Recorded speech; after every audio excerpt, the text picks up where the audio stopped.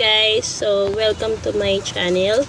Today, ang tutorial natin is how to transfer money using your Gcash to Paymaya. So, galing sa Gcash, tatransferan natin yung fund sa Paymaya. Paymaya, arte. So, click muna natin yung aking Paymaya. So, para makita nyo guys kung may laman pa. So, yan.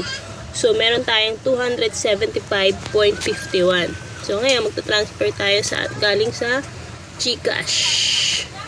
Gcash. Where are you? So, kanina nag-transfer na ako sa aking Gcash. So, open muna natin.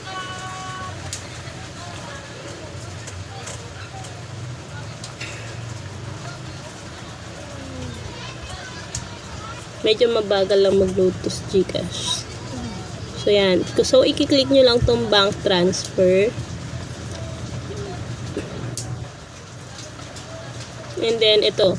Meron na ako dito mga save bank accounts. So, para one click away na lang ako. Pero, turok pa rin sa inyo paano. So, click nyo dito sa baba, view all. And then, hanapin lang natin yung Paymaya. Yan. So, kita nyo naman, Paymaya. And then, yung amount. So, ilagay mo na dyan, 100. Itong account name, hindi naman masyadong kailangan mahalaga yan. Sinulat ko lang low. And then, yung cellphone number, syempre, napapadala mo yung Paymaya account. So, cellphone number lang siya. 0906. And then, send receipt. Optional lang yon, so no need.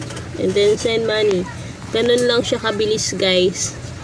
Click, okay lang. Tapos, ayan na. Pag nagsabi na siya ng your bank transfer is being processed, so, kailangan nyo pa rin i-double check. So, kasi na-experience ko na rin na nagganyan, tapos hindi naman pala nag-proceed. So, text na tayo na-receive na nag-good na siya.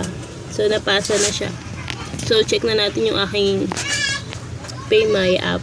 Ayan, kita nyo naman guys, nag-add up na siya. So, kanina 275, ngayon 375.